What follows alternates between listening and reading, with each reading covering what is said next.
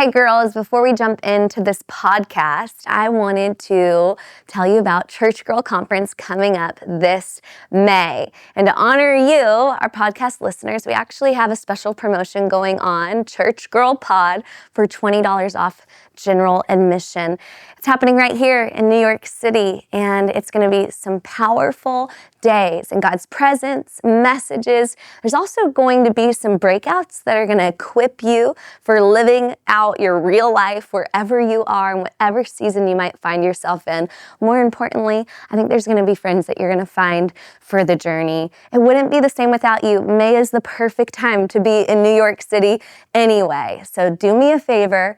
Listen to this podcast, of course, but register for Church Girl Conference. Go ahead and go to churchgirl.com or the links below and get your ticket today. I hope to see you there. Well, hey everybody, welcome back to the Church Girl Podcast. My name is Kristen Wilkerson and I'm your host, and here we are. We're back with another conversation. I've got some wonderful, amazing, beautiful, gorgeous, stylish guests with me today, and we're talking about some fun things. So before we get into it, this is Ezra. Hello. And Leah. Hey. And they're going to be on the panel. In the hot seat. I like that. In the hot seat today, because we're talking about gossip. Okay? Yes, this is the Church Girl Podcast, and we're talking about gossip. And here's the question. Is gossip ever okay? What's the difference? And there is a difference between curiosity and cruelty. So girls, are you ready for this? Yes. I think so. Maybe not. Ready. So let's get into it. Let's talk a little bit about gossip, right? We've all experienced it. We've been on the receiving end and the giving end of gossip. Yes. Is gossip ever okay? I think gossip is like such a sneaky subject because so many people can't really distinguish like when you're gossiping about someone or when you're just venting or Right. just Yeah. sharing information. And I feel like I have always been really convicted in this area because if I'm not doing any of the big sins that might come to mind, like if I'm not doing anything really bad, it always comes down to gossip when I'm like really reflecting on, well, what could I be doing better in life in general? And especially being a social person and being in New York, knowing so many people, it's like very natural to talk about things that happened in my life that tend to involve other people. And I find myself being like, well, is it gossip? So what I've kind of narrowed it down to is it's all about my intentions, at least like when I'm, speaking personally. If I'm like sharing information very innocently, that just feels different than if I'm really gossiping. And I can say that I have had a gossiping problem at different times. And then I've had to like think like, why am I gossiping about this person? Do I even want to be their friend? Like, do I like them? Because I feel like if you really love someone, like I would never gossip about my family or any of my best friends because I really love them. So then I'm like, well, if I'm talking about someone and that makes me feel bad and like just lowers my vibe, do I even like them? Like, do I need them in my life if I have bad things to say about them? Yeah. That's That's good. And a lot of times the answer is no. So Yeah. I agree. I mean, there's innocence in gossip sometimes where you don't mean to get into the conversation that it led to. But I think you have to be careful. You have to put up boundaries. You have to have parameters around it because sometimes you could be, just casually like bring up a friend's name in a conversation. But I think we have a responsibility to stop and say like, okay, I really don't have an opinion on that, or change the subject to something else, right? Yeah. Yeah, I think that's great. Yeah, I think that gossip, if we're not careful, it can ruin all of our relationships, so many of our relationships. But there is also the reality that people are a part of our life. And in order to sometimes get through things that you're going through, you need to talk to other people about a situation with people, because that's truth. That's life, right? Yeah. That happens to us. And so I think when it comes to gossip, though, you talked about intention. I think audience is also very that's huge. important. So That's it's so not true. just intention, it's audience. And then it comes back to, have I already confronted this person Yeah. Right. about this thing? Right? So it's one thing to, okay, like, hey, yeah, you were with her. How is she? Yeah. Okay, so that's an innocent question. Yeah. How is she doing? Now it's on Leah. It's Leah's responsibility to share what is, helpful, what's beneficial, Yeah. and not, too much. Don't dig into those details. Right, Yeah. exactly. Yeah. So maybe you're like, she's doing really good. She is kind of having a hard season though. Maybe you should reach out to her. Yes. And kind of redirecting it that way, instead of going, yeah, her, that she just lost her job and then her boyfriend broke up with her but she's really not responding well and she's been drinking. And it's like, wait, like, It's like, whoa. whoa. That's a little too much. Or, and this is something I found as a pastor, people will come to me often wanting advice for how to handle a hard conversation with another friend. Mm-hmm. And I typically always say this. I always say, hey, yes, I will talk to you, but let's just make something really clear. We're not here to talk about them. We're here to talk about you and how you're going to navigate your relationship or this situation with them. And I make that very clear of like, I'm not going to go into them. We're not going to talk about them.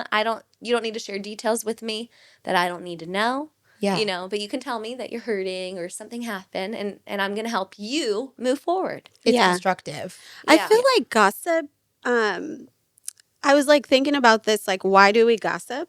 The why is the big part for me. And I think it all reflects back to like our own heart and like what's going on with us. Like, you have to ask yourself, is it something that I'm hiding? Is it something I haven't dealt with? Like, why do I want to talk about somebody else and take the highlight off of myself? Is it something deep down that I haven't even let God deal with yet? Great, yeah. And I think when we start to get into details of somebody else's life, you should just stop for a moment and say, wait a minute, what's actually going on with me? Yeah, that's so good. Yeah, I think that's really important. Yeah, it's like a symptom of a problem. It's not normal to gossip. And yet, like, Yeah. our culture has made it very normal. And, like, spilling the tea is such a thing. Like, Yeah. it's literally a point of making plans. Like, oh, let's get together and spill the tea. Like, but why? But why? Yeah, Why? that's a really good question. We've made it, like, our culture has made it fun. Because so from TV shows to like even repeat To Gossip gossip. Yeah. Gossip Girl. Girl. Like, Girl. hello. Wait, XOXO. I don't even know what I just said. We got it though. You Yeah. understood, okay. Yeah. We got you. Like, and that stuff becomes addictive because I feel like you are so focused in on somebody else that you don't take the time to look at what you need to in your own life. I mean, that's a little deep, but No, I think true. that's good. I think it's good because most of the time our gossiping isn't out of concern, because I love that one. I get so many. I've had lots of people. I'm just so concerned for so and so, and then they make me like pry, and I'm like, okay, like are they okay? Like, do I? Oh, I don't know. I've had that happen to me so many times, and I really had to create some boundaries in our Christian community to say, hey, you are a grown adult and you can actually go to someone and you can address their sin. There's nothing that annoys me more, to be honest with you, than people who come to me knowing someone else's sin and confessing their sin to me. And it's not that person. oh wow. Yeah, They tell on. It's tattletelling. Wow. And I'm like, you've totally misunderstood my role. Yeah. It is not my job to find someone out in their sin. I don't, that's not my job. Yeah. I'm called to people, to love the person that hurt you just as much as you, because they might be in my congregation too. Literally. That's true. Yeah. And that happens a lot. And there's a very weird culture for that. And I also find it just in Christian culture with, like celebrity people. Yeah. You know what I mean? It's like sitting around and gossiping about the latest church scandal. Mm-hmm. Oh yeah. Yeah. People have built their entire ministry off of that. you know, and you're like, True. oh, like I'm worried about how God's going to deal with you Yeah. for benefiting and for monetizing other people's failures. I think we've got to be very careful when it comes Really to good that. point. And I think like in the church, it's a unique problem because we all are operating theoretically with the same values. So it can be really hard to toe that line of like my personal relationship with God and my personal relationship with my sin and what I'm struggling with and like someone else's, because we do want to hold each other accountable in some way. Like I'm so grateful for the small groups that I've been in where I've had people pull me aside and be like, hey, we really need to talk about this because I appreciate that you're being so open, but like let's tweak that behavior. And that was coming from a place of love and guidance and counsel. Yeah. And I didn't feel like, oh, have you guys been talking about me behind my back? I was like, wow, they really care. So yeah, it goes back to intention in that way. But I wanted to ask you about something you said. When people come to you, especially as a pastor, I really can't imagine because I bet you get all types of inquiries. But is it something you got better at responding to with time? For sure. Yeah, for sure. I had to learn that lesson the hard way. Yeah, at a different time in ministry, there were different people who would really try to rope me into drama. And it was always with the intent of caring so much, and I'm always a little bit careful with that. Like, man, you really care about a lot of other people's problems more than you care about your own. That to me is now a big red flag. And I hadn't seen that before. So I was just thinking, okay, my job, I've got to pastor these people, and if there is sin, like I do have to address it. And I take my role very seriously. Like my role in people's lives is like if someone sits down with me and they confess, I'm a safe place for them to confess to, and I'm a person who's going to help them go and sin no more. That's what Jesus does with the woman, caught in the act of adultery, and they want to stone her, right? They try to get Jesus to throw the stone. And he says, we don't know what happens, but he reaches down in the sand, he writes something, and who knows what he wrote, right? Or what he was doing. But you know what is the most beautiful thing is he gets on her level, and that should be our picture for concern with people. First of all, I love that. it's they got the religious leader, come and take care of this. And what did the religious leader do? Did he throw the stone and say, she's so wrong, you're right, we need to stand up for righteousness and holiness? No, he got on the same level. He got on the same level, and he was a rabbi. So even the fact that he stooped to her was showing them that, oh, I can get low. I can go low here, and I can humble myself. Yeah. And I can, and then they all start to drop their stones because they know that they have sin in their own life. And I think that's just a perfect picture of how Jesus calls us to address sin in other people's lives.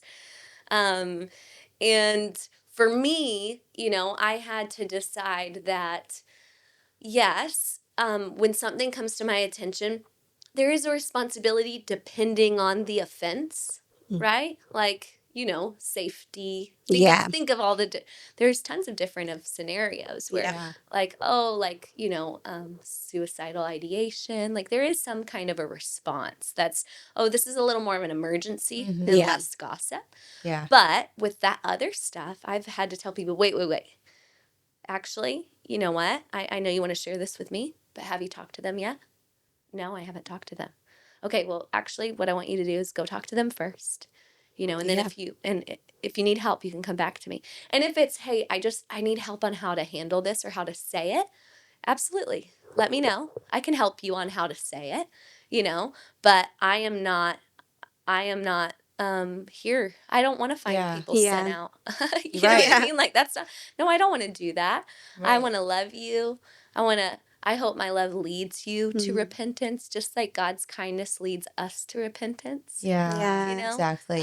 I don't want to deal harshly with people.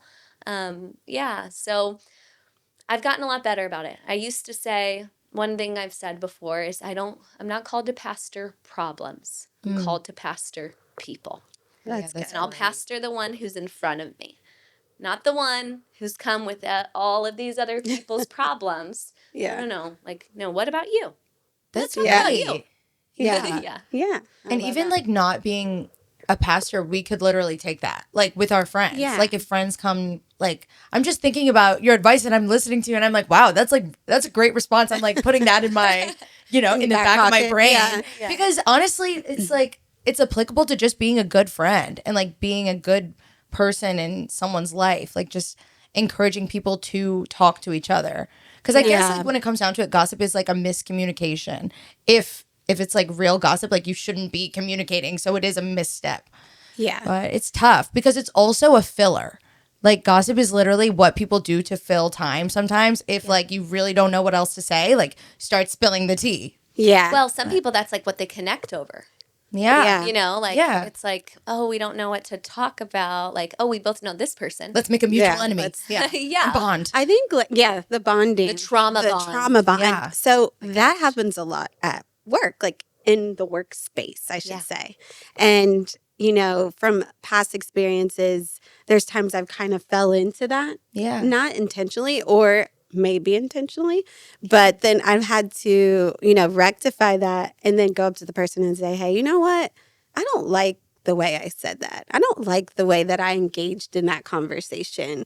And once you do that, it puts up a boundary and the person won't do that with you anymore. Yes. If they try to, they'll kind of think about what you said. Yeah. Yeah. Yeah, and it's not necessarily that you need to go back right now and try to make every wrong right. Yeah. Because even right now I can go, well, I probably didn't handle that one right or that Right. one, and we all have a long list of things like we haven't done perfectly, but it's moving forward. Right. How am I going to establish a boundary, And one of my phrases actually that I like to say is someone will ask me about someone and one of the things I respond with is that's not my story to tell. And I've found that to be a very good, like, oh, that kind of ends that conversation. Yeah. Yeah. Nip it in the bud before it goes further. Yeah, it's like, Yeah. I love them. It's just not my story to tell. It's their story, Yeah. So Great. that's been like a little catchphrase for me. Redirector. Yeah. Yeah. I and love it's that. not aggressive. Like I feel like as a recovering people pleaser, it's like really hard to stop someone in their tracks like that. Like it's not easy to say like if someone's coming to you with this energy, wanting to gossip, like wanting to spill the tea, it actually is really difficult at times to be like, I don't want to talk about this person with you because it's going to make that person reflect immediately and be like, oh, maybe I shouldn't be saying it either. So it takes you have to have a backbone to shut it down. And that's got to be a muscle that I guess gets developed over time, which is why I asked if it's something you got better at. Yeah, you have to work on it, right? Yeah. And it's just little by little. And you will make mistakes, but little by little you just start, okay, and you can still fall into it. You know what I mean? Then there's the other side of things when there is let's say you and your brother, you're worried about mom, Yeah. That is not really gossip, but if you're not careful, it can be too. Yeah. So it's knowing how much to share, how much to divulge. I think Yeah. curiosity is fine. Yeah. Curiosity to me is almost like a tool, right? Yes. So if we have a hammer, you can build up or tear down. And curiosity can be used for good or bad. But there's a fine line, right? And Yeah. I don't know. I think it's okay to be curious. When you put it in context of being Christian, God wants us to be curious. I've used my curiosity to seek a relationship with him, to get to know him, get to know his character. But Yeah, that's the right. fine line where gossip has to stop, right? Yeah. Yeah. Yeah, exactly. And then it also comes down to stopping people before they share too much. Yeah. That's a whole nother thing, So there was a time when I just asked truly just hey, yeah, how are they? And then this person started to share their deepest, darkest sin. And I was Oh, like, no. wait. I was like, I don't You're like, want "Wait." to know that. I don't, Yeah. that is like, don't tell me. I actually said this. I was like, don't tell me that. I don't want to know that. Like, I don't want to carry that burden. Yeah. That is between them. And I had to just like stop it. Like, I don't want to hear anymore, you know? Yeah. Yeah, good for Because- you. Well, because it's like, It's uncomfortable. Yeah, that's what I mean. uncomfortable. It's so awkward because you don't want to make that person feel bad, but it's also like, well, now I also know this information that I shouldn't know. Like, Yeah, it's it gets just really awkward. It is awkward. And it's also like, let's say it's something that's so heavy. You Yeah. know what I Oh, mean? right. It's like, wow, you just put a burden on me I never needed to carry. Yeah. Now I have this burden for so-and-so who I haven't talked to in 10 years. And not that like I shouldn't, but they didn't know they don't know I know. Right. They didn't Yeah. trust me with that information. You did. And that's Yeah. not right. And so now I'm like, what am I supposed to do? Like, what do I do? When I then- see them, like, what do I? Yeah. Do I- Well, and then what it comes down to is, okay, we need to know like the difference between like hey, I don't need to know that, but now that I do, my response is not when someone says, "Oh, have you heard from them?" Yeah, I think things are really hard. That's not my response. My response has to be one of prayer for those people. Yeah. If somehow I find out something that's really, awful. Let's say it's a couple who, had an affair. Let's say think of all of those really Yeah. just sad, like Something that would break people apart. break Yeah. people apart. It's like, Big oh things. God, like I must do something with this information and I'm not responding. I'm not, inserting myself. Okay, now I know so I can be burdened to pray for them. That's and to ask you good. to help them, Yeah. and that to me has helped me a little bit too. with I love kind of that. stuff. You can So- like secretly pray for someone, but not secretly talk about them. exactly. I love Yeah. that. Intercede for them. I love that. That's great advice. And then, That's so good. maybe later on in the journey, if you feel released, and hey, like, I just want you to know, like, I shouldn't have known that information, but I do know it. Yeah. And so what I did is I've just been praying for you, Hmm. like maybe of course, like years later or something, but, just kind of sharing with people. And so maybe, God allows us sometimes to find those things out. Yeah. So Yeah. we can be the ones to go, okay, I'm going to cover that person. That's so I'm gonna good. protect That's such them. a grace-filled response. Like praying for them secretly until it comes out and also telling people like that's not my story to tell. These are really good. I'm going to take notes when this comes out need to and I'm add like that. listening back. Like yeah, I needed that. It's a journey. Yeah. It's definitely been a journey, and Yeah. I have failed a lot. So, yeah. But yeah, I think that let's share this too before we leave, because I think it's helpful to just talk a little bit about even us personally. Yeah. Like, has there been a time when someone has maybe gossiped about you and it really hurt? And how did you deal with that? Because I think a lot of people who are watching, we're kind of talking about it from like, we've done it, Yeah. so we're kind of giving lots of tools for you've gossiped before, or, you're trying to change that habit. But what about for the one who's like gossiping has like really affected me in an awful way, and people learned things they shouldn't have learned or believe lies about me that weren't true. I don't know, maybe share Yeah. a story, a personal story, and how you got through it. You can go. Yeah, so I went to performing arts college, so it was a big thing. And especially when your career is something that is anything artistic, I think people take everything so personally. And it was a huge problem, like gossiping about people's talent and about their looks, because it really all ties into their career. And there was one instance where it got so bad that faculty got involved, and then it got way out of hand, because what could have been like a situation between people, just a small thing escalated so largely. And this is pretty deep into my lore, but since we're here on the Church Girl podcast, it was really I was on the outside of this situation, but I was friends with all of the people who were involved. And because I trusted the authority, I inserted myself and I said, hey, faculty, like this horrible thing is going on because we're a performing arts school and everyone's under a lot of pressure. Like, would you guys please extend some grace? And then they decided to extend their grace, and they said, oh, Ezra has come forward and said that she is at like the root of this. gossiping problem that people are doing on social media. And that was an email that went to the whole department.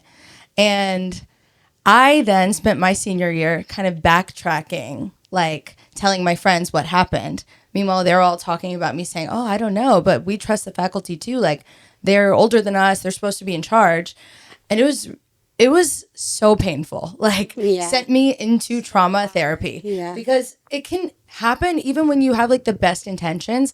But what really stood out to me about that situation was it's like, the source matters so much. And for me, like, because it did come from someone who was supposed to be an authority, was supposed to really be kind of protecting me, and I went to them and trusted them, and then they wronged me very publicly, it spurred this whole like gossip stream among my peers. And it just was like a really terrible domino effect. And I never would have expected that it would have affected my life so much. But I then had a time period where I was not trusting of people, not even authority, but of my friends. I was like, do they not see my character, to the point where one thing can happen and suddenly their whole opinion of me is like thrown off. So it took some time and a lot of healing, but it's like, you just preached on this, but like what you say, your words matter so much. And I think when speaking about others and inserting yourself into other people's situations, I learned so much in that moment. I was like, I guess I should have, like, in that specific instance, probably should have stayed out of it. But yeah, it was just really painful. I don't even know what my wisdom takeaway is from that, but I've definitely been hurt by gossip on both sides. And it's something that, like, it doesn't even feel good to me to talk about people in the way that, like, people can be like, oh, spilling tea is so fun. It's something that really gives me anxiety. And that's why I just try to, like, genuinely love and understand the people that I surround myself with, so that I don't fall into that trap. Because, like, as someone who's been on the other side of it, it's not a fun place to be. Yeah. Yeah. So good. I think I don't have anything specific that sticks out, but I do know amongst my family, I love them. So if they're watching, I'm sorry, guys, but my family is really large. My mom has like a ton of siblings. Dad's side, it's just a lot of us. Yeah. And I think it can be easy because we know the person, we love the person, and we kind of know each other's business, right? And me being here in New York and all my family's in the Midwest, me calling back like, what's going on with so-and-so, or what's going on with so-and-so?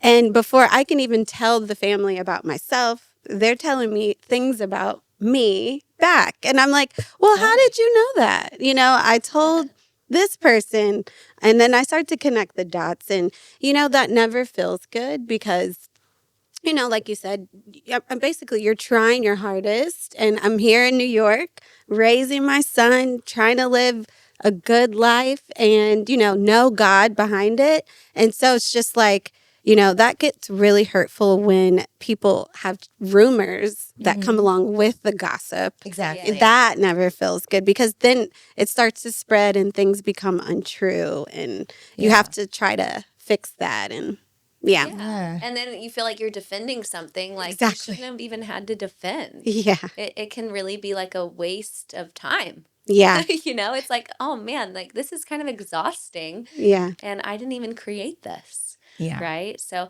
I think a lot of us, you know, we've gone through that. We've been hurt. And there have been things like years later, people have come to me and said, well, yeah, I did this, or I left, or I whatever because you did this. And I was like, wait, what? I didn't do that. I didn't do that, though. So exactly. I think one of our biggest takeaways from this on the other side, like we were talking, we gave so many tools and responses, right, for, you know, how to respond to gossip.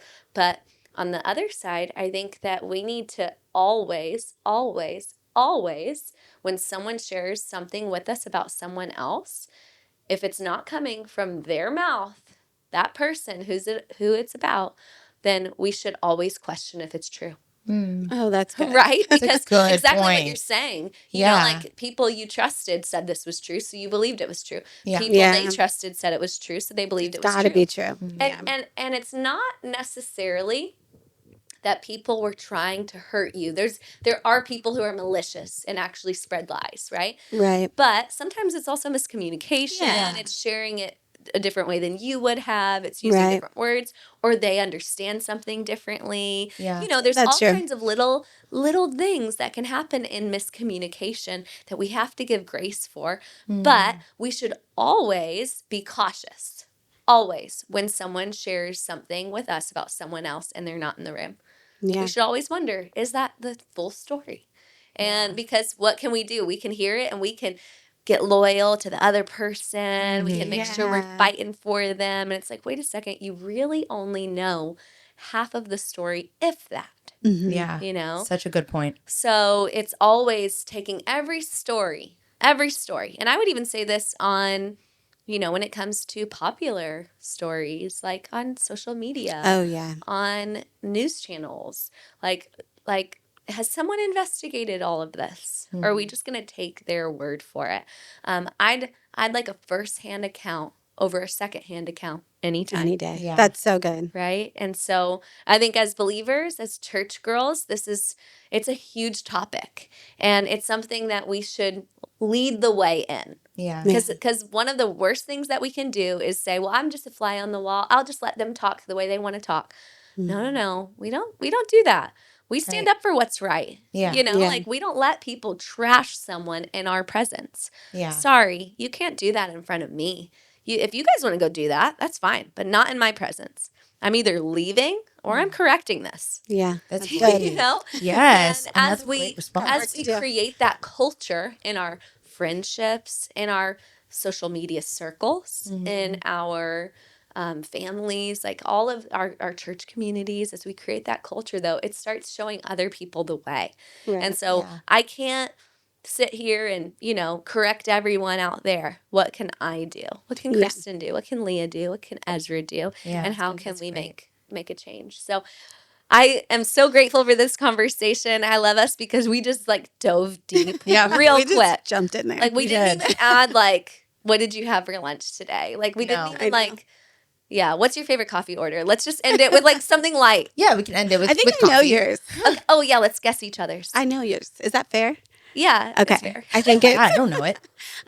a vanilla latte, regular milk. I know you Regular don't milk. like oat milk or anything. yeah. You're not one of those. Hot. I mean, I was an oat milk girl. You know, they found that oat milk is actually I changed it. not good for you. Yeah. Really? I'm cow's milk Interesting. I'm surprised that you have regular milk. I feel Oh, like I yeah. haven't heard that in Give years. me a whole cow milk over a nut any day. And hot. You like hot. Hot. Always hot. Same. Yeah. In the Hot. mornings. In the mornings. Oh. If it's summer. Well, no. No, sorry. Sorry. Almost always hot. Almost always hot. I don't think I've ever seen you drink cold coffee. But if it's the summer and it's, you know, the middle of the day, cold. okay. Interesting. Never in the fall, winter, or spring. Or spring. Okay, I think I know yours. You do? I know it's in my text messages right now because I have it as a note. You do? Wow. Yes. Oh, that makes For me feel every good. time I can get yours. So Aw. I don't know if I know it off the top That's of my so head. sweet. But I think yours is iced. No. Is it? It was oat. It was oat. I just changed Was it. it just Okay. an oat milk latte? Yeah. Yeah, it That's was an it. oat milk latte. That's it. But it was iced. No. It was hot? I'm only hot. Oh, okay. Never cold. Hot girls. Same.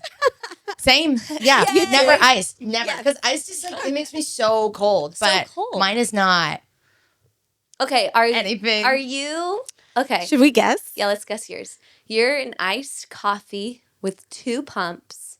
Caramel. We just high-fived about only having hot beverages. I'm like, what do you mean? Saying iced.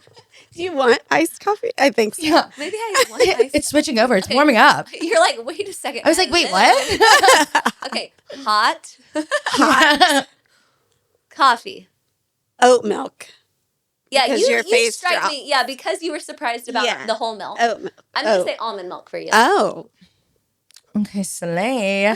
It is just hot coffee with oat milk. Like literally nothing else. No That's fine. sugar at all. No. But I also have a coffee problem. Like I always tell Oh. people my personality is not natural. I Like love it's 100% caffeine. I have like 8 cups a day.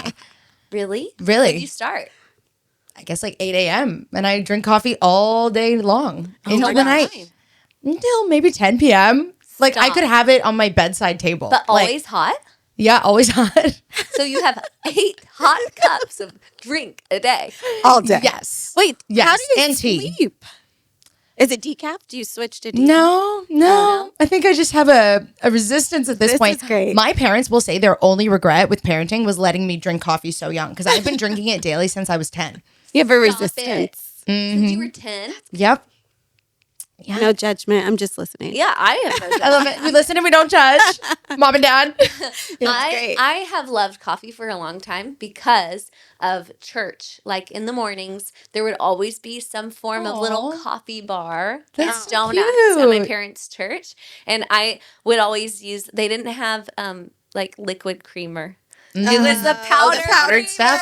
And you really got to stir it. And then you get little pockets, you know? Yeah. Wow. So it's like Coffee? nostalgic for you. The Same powdered for me. creamer. Yeah, it is. but I My hate dad, those. like when I drink coffee, it reminds me of my dad. Yeah. Because I would go to my dad's house in the summer and live with my mom during the year. And he made coffee every morning. So that was my cue. Like, oh, my dad's making coffee. And then he's like really into Italian things. So he makes cappuccinos. Like, Ooh. and that was my amazing. first love like cappuccinos. experience with coffee. Ooh. Cappuccinos. Oh, that's actually really sweet. Yeah. That's a sweet memory. Yeah. Yeah. So I love coffee. I love it. There's nothing like, I really enjoy, like coffee's already been like made when you wake Yes. up. It's the There is nothing like that. there's nothing They're like really, that. oh my And goodness. and it's like Taylor, he goes through seasons where he does that, you know, so I'm really grateful for that. But I will agree. it's a good man. I will agree though that like I can always like get that at my home. Like Oh, there's that's no other place consistently. Like you're a child and you wake up to the smell of coffee. You know what I mean? Like Yes. that's Yeah. so nostalgic. Yeah. So good. So we ended up Way to bring it back. something a little less heavy. Yeah. Except for the whole milk. That's pretty heavy. It is.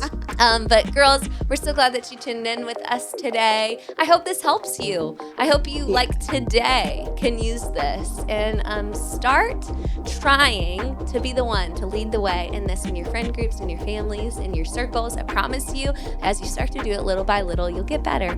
You'll get stronger. God's going to help you. You're amazing. You're called to it. You're the girl for it. I love you, and I'll see you next time, Church Girl. Bye. Bye, church girls.